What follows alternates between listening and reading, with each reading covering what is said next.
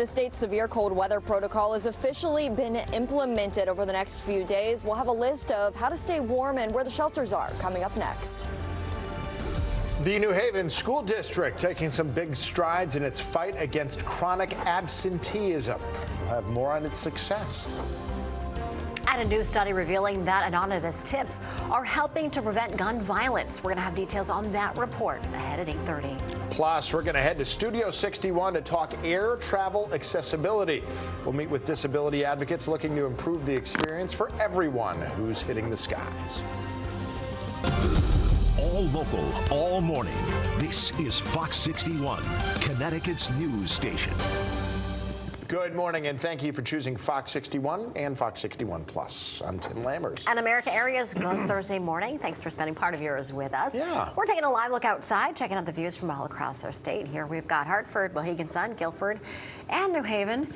Looking good, like the color there in the sky, but it is cold, cold, cold. Yeah, temperatures are down, wind chills even further. Many of you in single-digit territory. That's the way it's going to remain for the next few days, especially when it comes to the morning lows. You definitely need to be on alert for that, especially as we head into the weekend. Another chilly start. Temperatures getting to 30 to 32 today. Got some light snow to talk about tomorrow. Not a big deal at all, but it does impact the evening or the early afternoon to early evening activities. Coldest temperatures of the season on tap for the weekend. Let's get right to the tail of the tape. The temperatures at 21 in Hartford, 23 in New Haven, 13 in Torrington, 15 in the Quiet Corner. Factor in a wind out of the west-southwest, 5 to 10 miles an hour. The real feel is 5 in Torrington and New Milford, 4 in the Quiet Corner. So it is cold out there.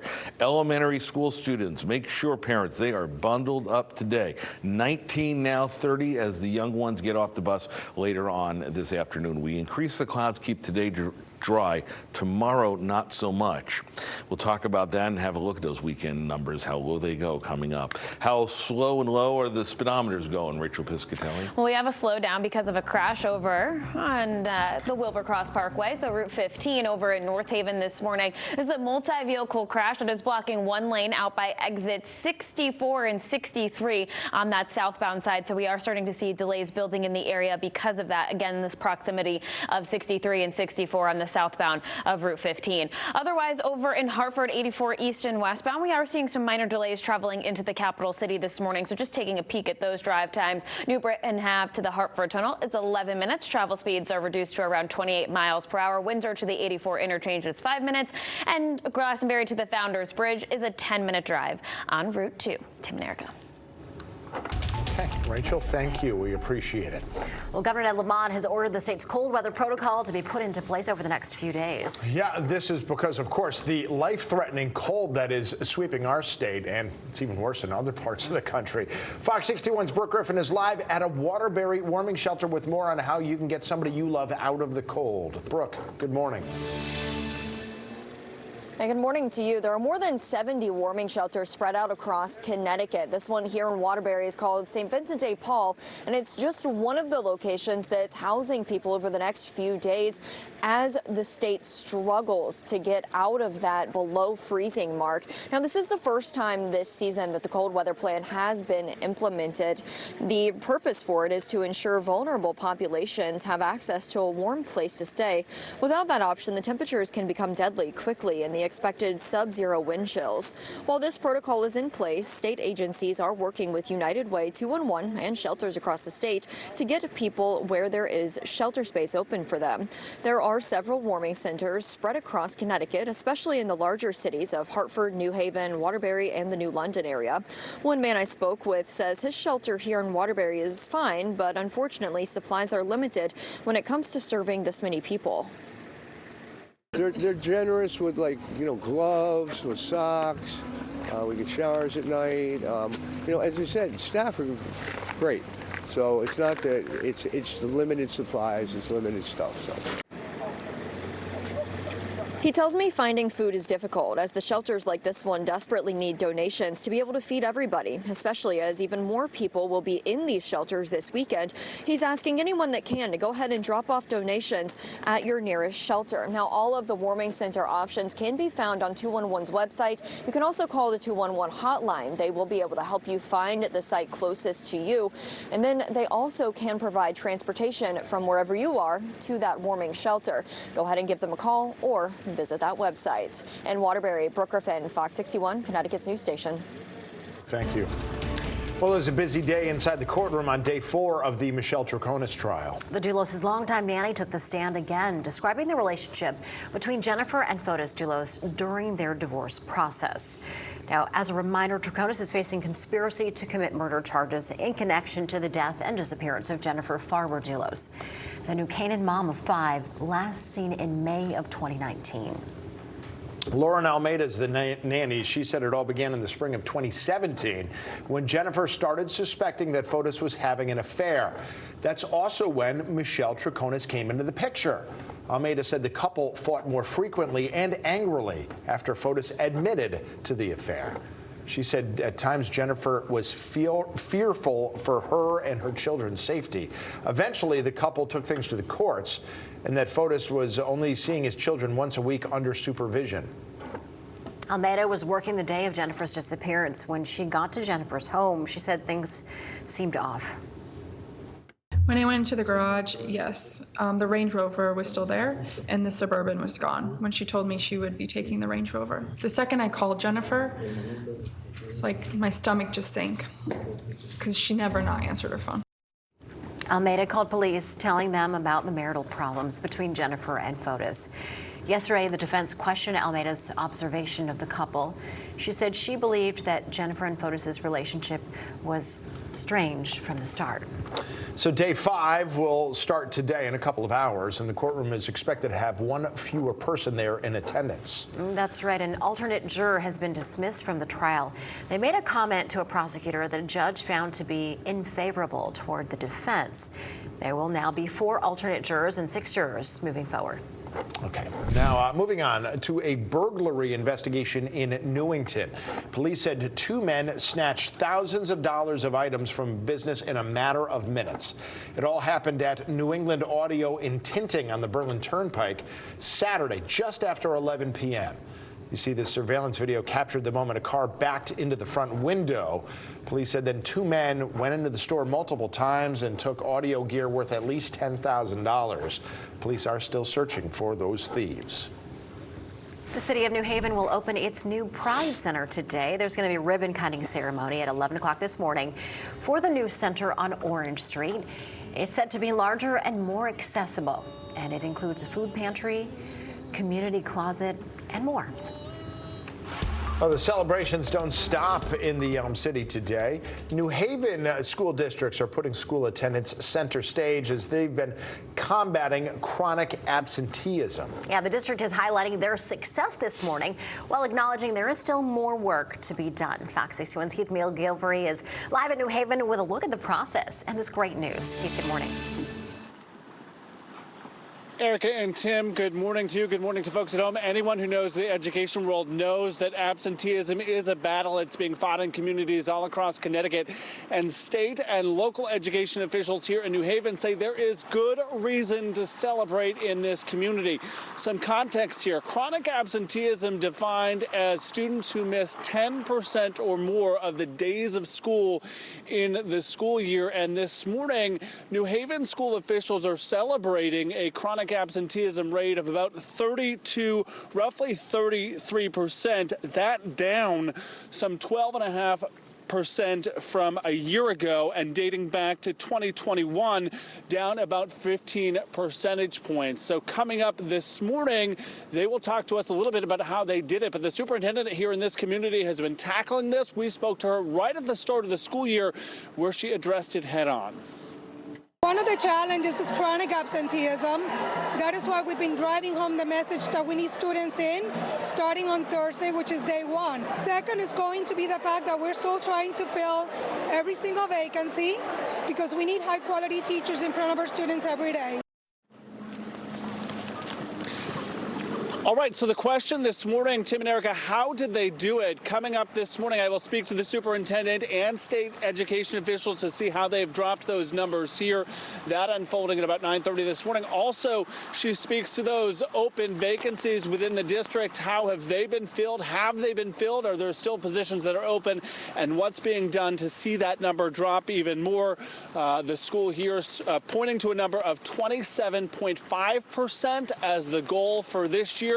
We will see how they're doing that coming up in our later hours. But for now, live in New Haven this morning, Keith McGilvery, Fox 61, Connecticut's news station. Well, before we let you go, Keith, you've been looking into these problems and efforts for years. How about up in Hartford? Are educators making progress there as well? Tim, they are. A little bit of a backstory. I was a full-time ed reporter for 6 years before I joined you folks in the morning team, so a bit of a pet project for me. Hartford is making progress. They are doing it hand-to-hand, house by house. Principals there telling me they are doing home visits where they will actually go into a neighborhood, visit students at school, really try to figure out what the barriers are to getting kids to school in the morning.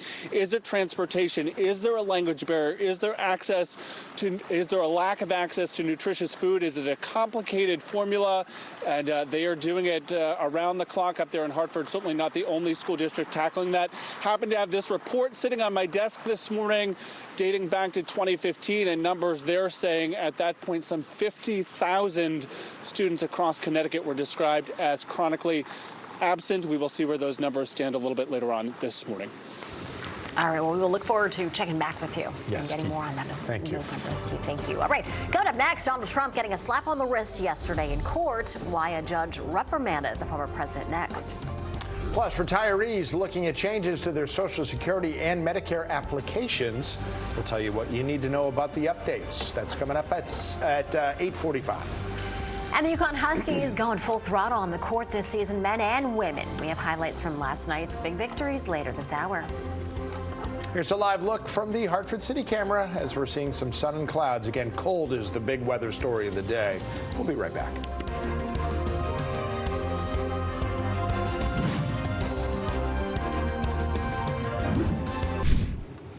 8:14, welcome back. Developing news in the Middle East. Pakistan's Air Force launched retaliatory airstrikes on Iran, killing at least 9 people.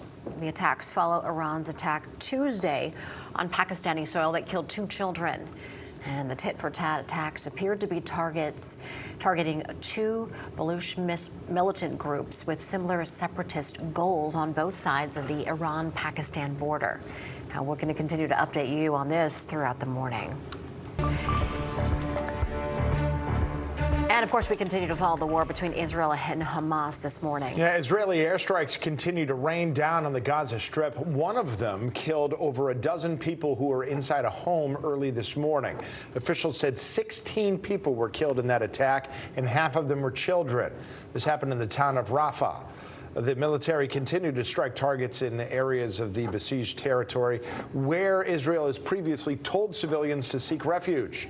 Meanwhile, no word on whether the medicine that entered the territory as part of a deal that's been brokered has been distributed yet. That aid is intended to be given to dozens of hostages being held by Hamas, hostages who have chronic illnesses. While the fighting continues, South Africa continues to accuse Israel of genocide against Palestinians. That's a charge that Israel denies. In court, South Africa says the harsh language used by Israeli leaders is proof of Israel's intent to commit genocide.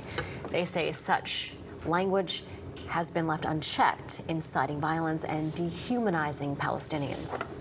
Well, the Justice Department plans to release its findings from its investigation into the school shooting in Uvalde, Texas today. 19 students and 2 teachers were killed at Robb Elementary School nearly 2 years ago. The report investigated why nearly 400 officers took 77 minutes to confront the shooter at Uvalde Elementary. That report will also include best practices to help first responders prepare for any active shooting events in the future. Later today, Vice President Kamala Harris is set to meet with mayors from all across the country to talk about gun violence prevention here in the U.S. The vice president is going to highlight the latest actions by Congress and the Biden-Harris administration to reduce gun violence. Be sure to join us at 8:30 as we break down how anonymous tip lines are helping to fight the gun violence epidemic. The U.S. Senate is set to vote today on a temporary budget to keep the federal government running for a time. According to that proposal, funding would stay at current levels through early March. The House will have to vote on the plan, too, before the president could sign it into law. However, Congress is cutting things close. The resolution deadline is tomorrow night. And without a stopgap plan passed before then, some agencies will run out of money. Well, lawyers for the man accused of killing 4 University of Idaho students have asked a judge to unseal documents. They say prosecutors want those documents hidden from the public. Brian Kohberger's defense previously had made 2 attempts to get the indictment against Kohberger dismissed. They argued that the grand jury was given inaccurate instructions and that prosecutors withheld evidence. The judge in the case denied both motions last month. Kohberger's lawyers want the public at this point to know where they stand. Right now, a jury is deciding how much former President Trump owes in defamation lawsuit. Before that, there was some drama in the courtroom. So the judge threatened to remove Trump yesterday after he repeatedly ignored a warning to stay quiet while writer E. Jean Carroll was testifying. The judge has already ruled that Trump defamed Carroll back in 2019. So the jury's only job is to determine how much Trump owes. Carroll is seeking $10 million. Now, the Fox 61 Weather Watch with meteorologist Matt Scott. All right, we've been talking cold all week, but now we're going to hit the worst of it as we get closer and closer to the weekend. Little light snow on tap for tomorrow, not a big deal. It's the bitter cold that we've been focusing on. That's why we've been telling you now that 211 is your friend in case you need to find a warming center. There's many of them across the state. 35 is where we need to be. The low should be at 18. They're a little better tomorrow morning, but after that, all bets are off as we get down to a dozen. That before you factor in the wind chills, which have been taking a sizable chunk out of those readings. Cloud and radar perspective, just a few clouds that'll be thickening up, providing beautiful sunrises this morning, but also stunting the temperature growth a little bit. We'll barely tickle freezing 32 today. There's a disturbance out over the Midwest, and as it couples with another system developing, it will come together, provide a decent snow. Just not for us. We're going to look to the south for that. And one of the reasons that it's not tracking through here is because the jet stream, the northern branch of it, is really so far south that it's allowing all of this Arctic air to come in. Well, that system kind of runs right along that jet like train tracks, and that takes it more through D.C., Baltimore, Philly, southern Jersey, than up here in New England. Tomorrow, same deal. So we've got a pretty long extended period of this cold air before things moderate. 21 in Hartford, 23 in New Haven. Temperatures struggling in Torrington at 13, 15 in Putnam. These numbers before you factor in the wind chills, the winds. 5 to 10 miles an hour. Real feels down to 4 in Torrington, 5 in New Milford. Does another 4 in Putnam. So really tough stuff this morning and, well, for the afternoon as well. The best we'll feel today is the low 20s. Continued cold. That's been the story all week. It continues to be the story at least throughout the weekend. We increased the clouds today into tonight. Maybe not as chilled tomorrow morning thanks to the clouds. But we do have this system coming in, and the guidance suggests it'll be here around lunchtime. Scattered showers, snow showers. Maybe good for 1 inch, maybe 2 inches, and maybe reducing the visibility into the 5 o'clock whistle, but it's not going to amount to much. I don't think this is a huge concern. We'll have to wait and see in terms of what school systems do for after-school activities. Be mindful of this as you get home tomorrow night from work and start your weekend. Once we get that out of the way, another shot of colder air comes on in as we clear out the skies, and that leads the overnight lows Saturday morning when you factor in those winds to minus readings across a good chunk of the state. Temperatures today at 32, down to 22 tonight, 28 to 13, and you see the highs for the weekend only in the mid-20s, rebounding the temperatures, finally getting above average, Tim Lammers, starting on Monday. That's your forecast. And Monday's still a ways away. Yeah. Thank you. All right, coming up on Fox 61, trade concerns are growing in South America because crossings of the Panama Canal are in decline. Why? We'll share the reasons next.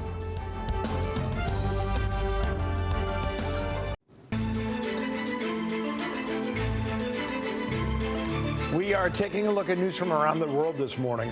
Excuse me. And we are starting in Nigeria, where a deadly blast happened in the city of Ibadan. The Oyo state governor there said the overnight blast killed 2 people and injured at least 75 others. They said it was caused by explosives stored by illegal miners. 7 neighboring suburbs were affected by the explosion, with several buildings reduced to rubble. Officials have promised that those responsible will be found and punished. In Ecuador, officials said the prosecutor who is investigating this dramatic attack that happened on live public television last week, that prosecutor was shot to death.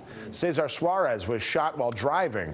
He was investigating this live broadcast takeover that happened last Wednesday. So far, at least 13 alleged perpetrators were arrested in connection. Their actions led Ecuador's president to declare what he called an internal armed conflict amidst a surge of killings and other crimes. Well, traffic through one of the world's most important trade routes has been significantly cut because of drought. Travel through the Panama Canal is down 36%. This disruption is estimated to cost canal administrators between $500 and $700 million this year, and it's raised concerns about the canal's reliability for international shipping. Well, still to come here on Connecticut's news station, a new report from the American Cancer Society that found both colon and breast cancer are on the rise in younger people. We'll tell you what doctors are recommending for those who are at risk. Also, people with disabilities are facing challenges while flying. Join me. I'm headed down to Studio 61 for more on the campaign that's pushing for more accessibility in air travel. Mount Southern